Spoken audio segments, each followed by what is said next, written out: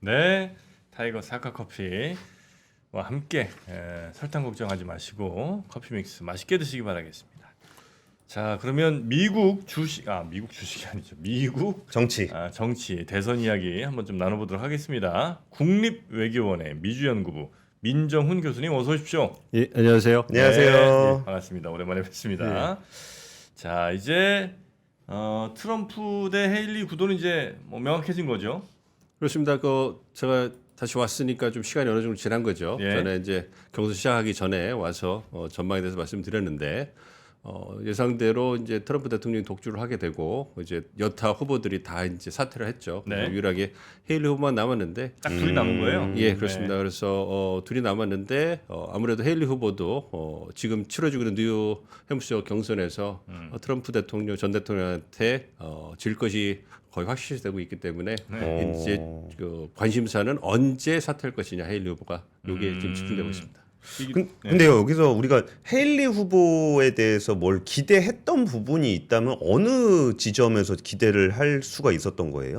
그러니까 일단은 헤일리 후보가 갖고 있는 트럼프 전 대통령의 차별성이었죠. 그러니까 전통적인 공화당이 갖고 있었던 정치적 그 기조가 자유 경제라든지 자유 무역 예. 그리고 뭐 보수적인 온건 보수적인 그 성향인데 트럼프 대통령은 아시는 것처럼 백인 우월주의라든지 보호무역주의 이렇게 굉장히 좀 우쪽으로 많이 치우쳐 있잖아요. 예, 예.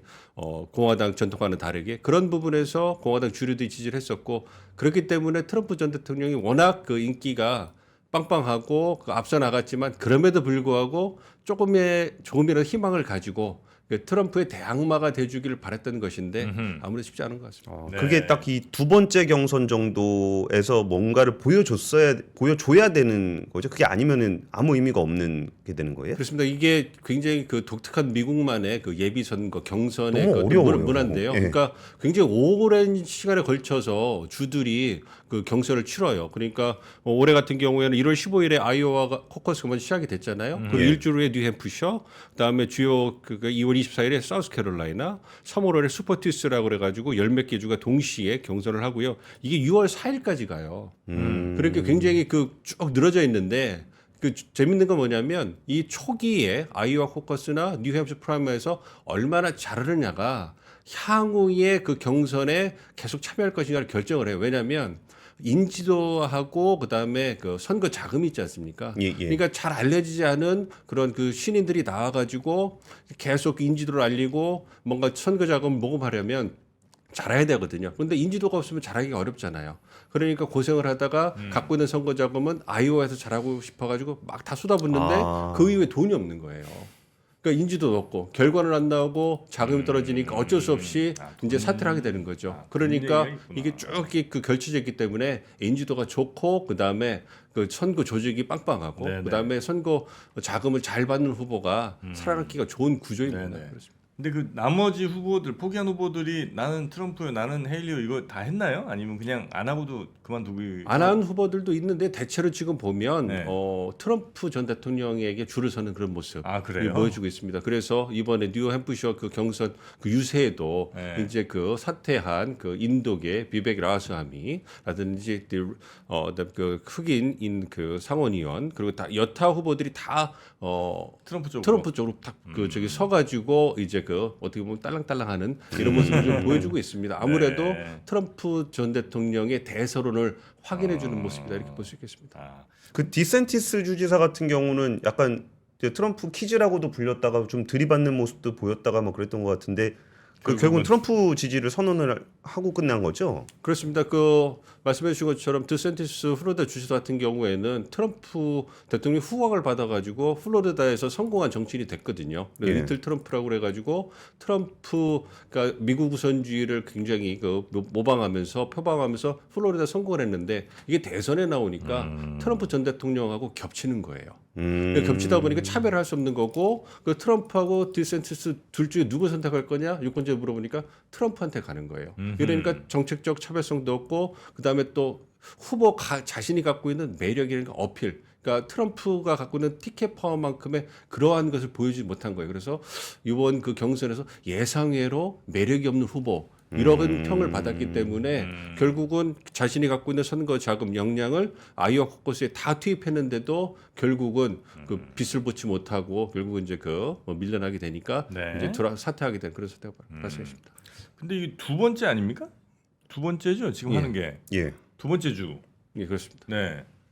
나머지 40몇 개 주에서 좀 섭섭해하지 않나요? 이렇게 첫 번째, 두 번째 바로 이게 끝나버리면. 그게 문제예요. 그러니까 네. 말씀해 주신 것처럼 이게 6월 4일까지 이렇게 쭉 걸쳐져 있는데 네. 거의 막 굉장히 오픈 컴피티션 즉 재선에 도전한 대통령이 안 나오고 공화당 같이 이런 경선에는 막 10몇 명, 20명씩 나오는 경우가 있는데 네. 아이오와 뉴햄프셔 지나면 거의 다 사퇴를 해버려요. 그러니까 1, 2등, 3을 빼고 다 사퇴해버리니까 네. 나머지 주들은 어떤 게 뷰티 컨테스트가 되는 거예요. 그냥 하고 있다가 하기는 해야 되는데 네. 이미 누가 이긴지 다 알고 있는 거예요. 아, 남긴 남아요? 그 한두 명 있는데 끝까지 그걸 합니다. 그러니까 한두 명이 남고 그다음에 슈퍼투스에 끝나면 한 명밖에 안 남는 경우도 있죠. 그러니까 이번 같은 경우에는 트럼프 전 대통령만 남을 거예요. 네. 그렇지만 명목상으로 계속 경선해야 되니까 이미 승자가 누군지 알고 있는 상황에서 그냥 절차상으로만 선거를 합니다. 그러니까 얼마나 이게 맥빠진 그러니까 그러한 재미없잖아. 선 건데 이게 이것에 대해서 그래서 이제 미국 내에서도 좀 제대로 개선해 보자. 네. 그래서 하루에 다 하자. 뭐 아니면 여러 가지 방안을 내는데 그게 주들마다 이해관계 다 다르기 때문에 결국은 합의를 못 이끌어내는 거예요. 그래서 이런 형태로 계속 가고 있다 이렇게 말씀드렸습니다. 교수님 너무 이렇게 트럼프가 될 거라고 단정을 하고 얘기하니까 이제 할 말이 좀 줄어드는 것 같은데 이게 일단 아이오와 코커스하고 뉴햄프셔 프라이머리의 차이가 어떤 부분이 있고 여기서 헤일리가 뭔가 경선을 계속적으로 끌고 나갈 수 있는 동력이라도 얻으려면 좀 어떤 상황들이 좀 펼쳐져야 되는 거예요? 그러니까 아이오와 코커스하고 뉴햄프셔 프라이머리는 지역적 차이가 있는 거예요. 네. 그러니까 아이오와는 좀 중서부 쪽에 있는 거고요. 그다음에 일리노이 옆에 있는 거고 뉴햄프셔 저쪽 북동부 쪽에 있습니다. 그러니까 인구 구성이 좀 다르죠. 유권자 구성이. 네. 아무래도 중서부에 있는 아이오와는 백인이 많고 농업이 강세기 때문에 보수적 성향이 강합니다. 그래서 이제 트럼프가 헤일리보다는 훨씬 더 지지세가 세죠. 왜냐하면 이념 성향이 보수적 성향이 트럼프 전 대통령이 강하니까 아무래도 아이오와 공화당 유권자들에게는 입맛에 맞는 것이고 반면에 뉴햄프셔 같은 경우는 저쪽 북동부에 있으니까 아무래도 진보 성향이 아이오보다는 좀 강하고요. 그래서 공화당 30%, 민주당 30%, 무당파가 40% 정도 되는 이러한 중립적인 성향을 갖고 있는 주예요. 그렇기 때문에 트럼프하고 헤일리를 봤을 때 헤일리 전 대사가 아무래도 중도 성향의 온건 보수자 이렇게 알려져 있기 때문에 아이오보다는 뉴햄프셔에서 훨씬 더 지지를 많이 받는 것이고 그렇기 때문에 헤일리 대사가 전 대사가 아이오와에서는 지더라도 뉴햄프셔에서는 보다 많은 지지를 받을 수 있다. 네. 그래서 실제로 뉴햄프셔 여론조사 결과를 보면 트럼프 전 대통령이 밀리지만 드샌티스 플로리다 주지사보다는 앞서는 이런 모습을 보여줬기 때문에 이 뉴햄프셔에서 헤일리가 반전을 이끌어내지 못하면 그 이후에 더 이상 기회가 없다. 이렇기 때문에 헤일리 전 대사에게는 여기에 굉장히 중요한 총력전하겠네. 총력전을 해야 되는 격전지입니다. 그래서 여기서 만약에 트럼프 전 대통령과 박빙의 선 결과를 이끌어내거나 아니면 신승을 거두거나 이러면은 계속 이어갈 수 있고. 동력이 생기는 건데 네. 그렇지 못할 경우에는 어렵죠. 왜냐하면 그 다음에 네바다, 사우스캐롤라이나인데 거기서는 트럼프 전 대통령이 많이 밀리고 있거든요. 그렇게 되면 뉴햄프셔에서 밀리게 되면 밀려서 큰 격차로 치게 되면 이제 헤일리 대사에게 공화당 지지층들이 당신은 더 이상은 이제 경쟁력이 없으니 이제 사퇴라는 압박이 굉장히 거셀 겁니다. 그렇게 되면 헤일리 전 대사도 좀 버티긴 하겠지만 사우스캐롤라이나 정도 가면 늦어도 그 정도 되면 사퇴하지 않을까 이렇게 생각합니다. 그러니까 헤일리 대사 입장에서는 지금 뉴햄프셔가 유리한 곳이기 때문에 여기서 뭔가 보여주지 않으면은 불리한 곳은 볼 것도 없다 이런 거 같은데 근데 지금 헬리 쪽에서는 이제 사우스캐롤라이나가 그래도 고향이잖아요. 그래도 고향에서까지는 뭘 좀 해봐야 되지 않겠냐 이런 것도 있는데 교수님은 좀 어떻게 보세요? 그거는 좀 필요하죠. 그러니까 이번 선거에 이기는 거 말고요. 차기를 생각한다면 거기까지는 가야 되는 거예요. 왜냐하면 사우스캐롤라이나가 말씀하신 건 정치적 고향이고 미국 역사상 최연소 주지사를 2번 했거든요. 정치적 고향이기 때문에 여기에서는 최선을 다하는 모습을 보여줘야지만 차기에 도전할 때 굉장히 명분이 생기기 때문에 아무래도 거기까지는 끌고 가려고 노력하지 않을까 이렇게 생각을 하고 있습니다만 그걸 위해 위해서는 말씀드린 것처럼 뉴햄프셔의 결과 어느 정도는 뒷받침 좀 해줘야 된다. 그래야지만 계속 끌고 가서 명분이 생기는데 여하튼 헤일리 대사 측으로 본다면 사우스캐롤라이나까지는 계속 선전을 하고 네. 끌고 가는 모습을 보여주지 않을까 그렇게 생각하고 있습니다. 그 아직은 이제 부통령 누구 할 거라는 거는 이제 전혀 알려진 바가 없죠. 그렇습니다. 그러니까 네. 여러 가지 함합평이 나오고 있는데요. 그래서 네. 저희도 이제 미국에서 이제 그 인사들이 오면 계속 물어봅니다. 누가 될 것 같으냐 네. 이렇게 물어보는데 고려 사항은 한 두 가지 정도가 되는 것 같아요. 그러니까 일단은 그 부통령을 그 후보를 선택할 때 두 가지 방식이 있어요. 하나는 그러니까 대통령 후보의 약점을 갖다 보완해 줄 수 있는 후보. 두 번째는 강점을 더 부각시킬 수 있는 후보인데 대부분의 경우에는 약점을 보완해 줄 수 있는 후보가 필요합니다. 네. 그래서 트럼프 대통령 같은 경우는 백인 남성의 부자고 보다 그 강경 처음에는 2016년 같은 경우에는 굉장히 지금 성향이 명확하지 않았기 때문에 당시에는 알래스카 주지사인 그 여성 그 주지사를 갖다가 이제 이름이 자꾸 제가 생각이 나지 않습니다만 그 분을 갖다가 부통령 후보로 이제 모신 거죠. 그래서 자신이 갖고 있는 남성, 그래서 여성 그리고 젊은 후보를 이제 모셔가지고 했거든요. 그러니까 이번에도 트럼프 전 대통령이 부통령 후보로 고려하는 것은 아무래도 여성. 그리고 백인 후보를 하니까 흑인. 요 부분이 이제 고려가 되고 있는데 아무래도 여성 쪽에 더 무기가 실리지 않을까. 이렇게 좀 생각을 하고 있습니다. 그래서 여러 가지 함합평이 나오고 있는데 여기서 또 하나 고려할 부분이 이제 충성도입니다. 그렇죠. 트럼프 전 대통령에게 이제 부통령이라는 자체가 2인자이기 때문에 역사적으로 잘 아시는 것처럼 2인자가 1인자와 동등하게 부각을 받으면 결코 좋은 게 아니거든요. 그렇기 때문에 네. 조용하게 1인자를 갖다가 서포트할 수 있느냐 이런 부분에서 그 기준이 충성도. 그렇기 때문에 그런 걸 본다면 아무래도 니키 헤일리 전 대사 같은 경우는 각을 세우고 경쟁을 했기 때문에 트럼프 전 대통령이 받아들이기 쉽지 않지 않을까 이렇게 생각을 하고 있기 때문에 제3의 인물이 이제 좀 뽑히지 않을까 이렇게 생각하고 있습니다. 네. 이번에 만약에 트럼프 되면 한 번 더 할 수 있어요? 못합니다. 참 그리고 2016년에 세라 페일런 알래스카 주의 페일런, 네. 그분이었고 네. 죄송합니다. 그리고 못합니다. 왜냐하면 미국 연방 헌법에 두번 이상 대통령 못해요? 2번, 그러니까 임기는 2번이고요, 최대 10년입니다. 그렇기 때문에 트럼프 전 대통령 이미 한 번 했기 때문에 이제 한 번밖에 더 못하는 거고요. 최대 10년이에요. 최대 10년. 그 왜냐하면 미국 같은 경우에는 그 대통령이 어떠한 이유로 해가지고 대통령 못하게 되면 부통령이 승계를 하잖아요. 예. 그런 경우에 부통령에도 어떤 그 기회를 줘야 되기 때문에 2년을 인정을 해주는 겁니다. 그러니까 부통령이 예를 들어 무슨 상황이 생겨서 대통령직을 이어받더라도 그래서 이제 2년 했고 그다음에 자기가 대통령 후보로 출마해서 대통령 당선 또 돼서 한 10년까지는 할 수 있으나 그렇죠. 그러나 트럼프 같은 경우는 이미 4년 완료 다 했고 그다음에 이번에 하면 또 4년이기 때문에 세 번째는 이제 할 수가 없는 것이고. 그렇죠. 그러니까 예를 들어서 1963년에 JFK께서 이제 암살을 당하셨잖아요. 네, 네. 그때 린든 B 존슨 부통령이 승계를 하셨어요. 근데 64년에 대선에서 그 존슨 부통령이 승리를 해서 대통령이 됐는데 그러니까 어쨌든 1년 넘게를 그 대통령직 승계했잖아요. 그리고 4년 하고서 또 한 번은 할 수 있는데 그때는 포기하시고 안 나왔어요. 그러니까 그런 부분을 고려해서 최장 10년 이렇게 하기 때문에 트럼프 전 대통령이 이미 임기를 한 번 했기 때문에 한 번밖에 임기를 남기지 않은 겁니다. 그거를 감안해서 10년이라는 네, 걸 그렇습니다. 해놓는다는 거죠. 네. 그러면 이게 지금 뭐 정치의 그 사법부가 얼마나 개입할 수 있는지는 잘 모르겠으나 그럼 여기서 뭐 니키 헤일리가 좀 아예 안 되는 상황이 되면은 이제 민주당하고 붙든지 아니면은 지금 사법부에서 움직이고 있는 뭐 형사 기소된 사건들 뭐 트럼프에 91개 뭐 네. 이런 것들에 대한 것들은 좀 어떻게 봐야 될까요? 그 말씀해 주신 것처럼 이제 그 트럼프 전 대통령의 사법 리스크죠. 그러니까 4개의 어떤 그 사건에 대해서 기소가 됐고 그래서 91개 항목 뭐 이런 얘기 막 나오잖아요. 그래서 이제 성추문 입막음 돈을 입막음한 거, 그다음에 기밀 유출 사건, 그다음에 조지아주 2020년 대선 개입 의혹, 그다음에 네 번째가 2021년 1월 6일에 그 의회 폭동 사태, 해서 이제 그 대선 불복 사건이 있는데 아무래도 말씀드린 세 가지 그 성추행, 그 입막음 사건이라든지 그 기밀 유출 사건 이거는 그렇게 파급력이 크지 않고요. 네. 그래서 큰 영향을 못 미칠 거라고 생각하시면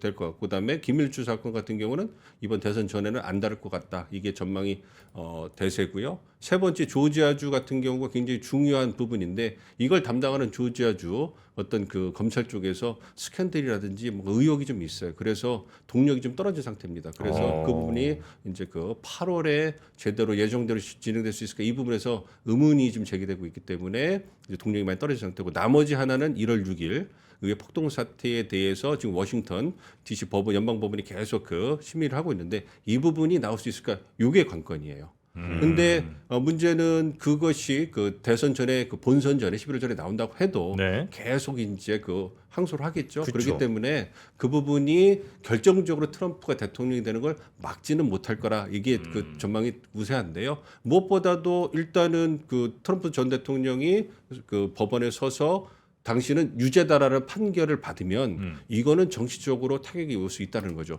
그러니까 무당파라든지 중도층 유권자가 봤을 때 과연 저 사람이 대통령이 될 것이냐.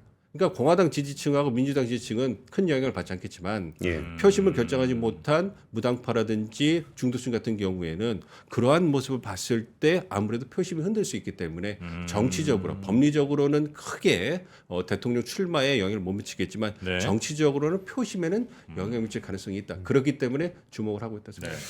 네, 교수님, 이거 저희 미국 대선을 이렇게 보면은 좀 되게 허무한 느낌이 좀 있어요. 그러니까 트럼프 대통령이 되게 막 진짜 의회에도 안동 부리고 막 동맹국 협박하고 인종차별하고 막 헤일리한테 세대가리라 그러고 이런 거 보면은 말도 안 돼라고 생각하지만 지지율이 굉장히 높게 나오잖아요.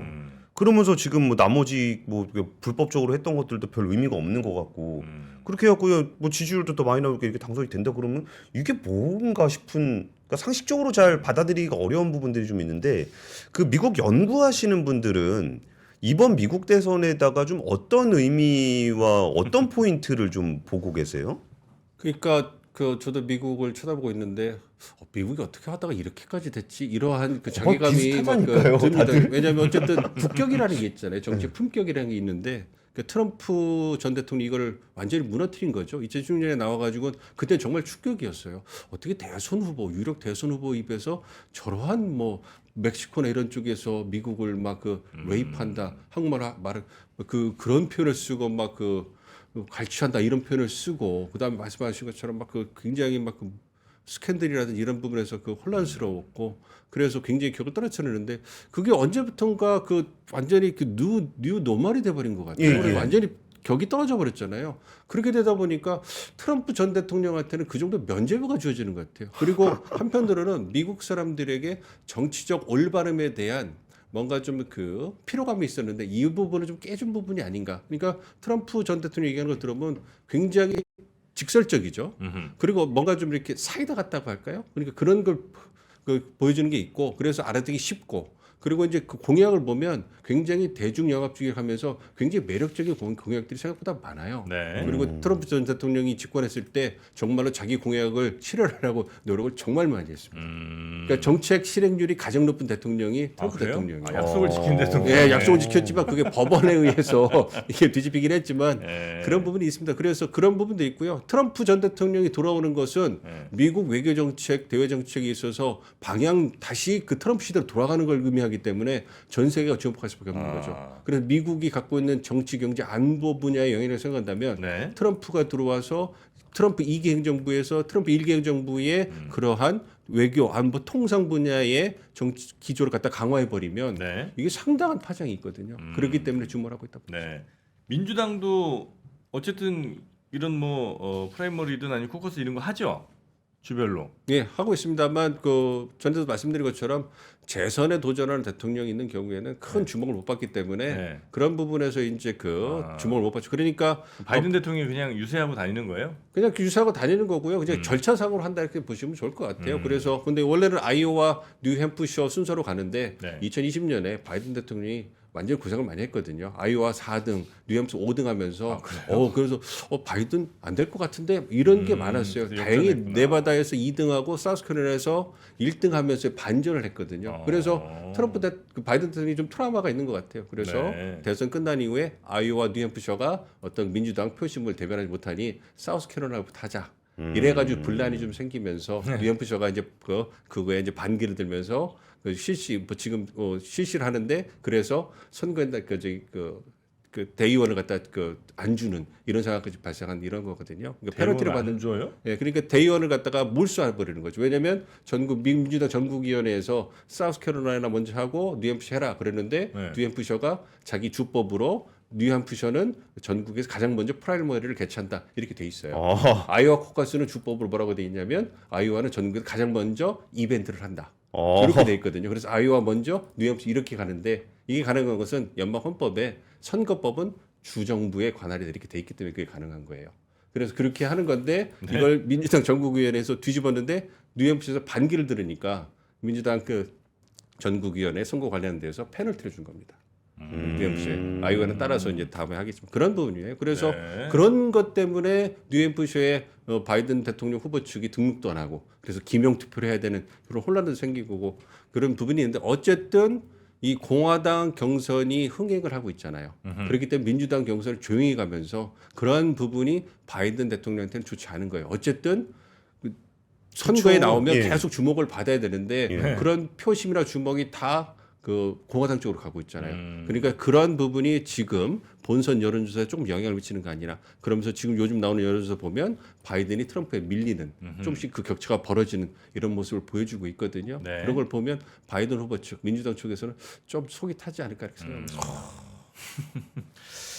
자, 하여튼 미국 대선 이제 올해 11월이죠. 11월에 이제 결론이 날 거고요. 그 전에 올 봄 계속해서 이런저런 대선 관련된 이야기도 좀 나올 텐데 저희도 쭉 추적을 좀 해보면서 결국 또 우리나라에 미치는 영향도 굉장히 크니까 그런 것들도 우리나라도 이제 준비해야 됩니까? 그 트럼프 대통령 되는 거를? 준비하고 있습니다. 그래서 준비를 하고 있고요. 네. 아, 연구자들은 준비하고 계시는군요. 그럼요. 2016년에 트라우마가 좀 컸기 때문에 트럼프가 될 줄 몰랐고 일단 대외 정책 그게 나온 게 없었기 때문에 준비가 되게 어려웠어요. 그래서 굉장히 혼란스럽고 굉장히 당황한 그런 부분 경험이 있기 때문에 지금은 철저하게 준비를 좀 해야 되겠네요. 지금 준비를 지금 포괄적으로 좀 하고 있습니다. 또 그런 것도 준비하는 기관이 국립외교원이잖아요. 국외견도 하고 있고요. 그 다음에 통상 관련된 기관들도 열심히 하고 있고요. 네. 그래서 굉장히 활발하게 우리 정부가 움직이고 있으니까 큰 걱정은 하지 않으셔도 될 거라 생각하고 있습니다. 자, 계속해서 잘 준비해 주시고요. 오늘 함께해 주신 분은요 국립외교원의 민정훈 교수님이었습니다. 대단히 고맙습니다. 네, 감사합니다. 네.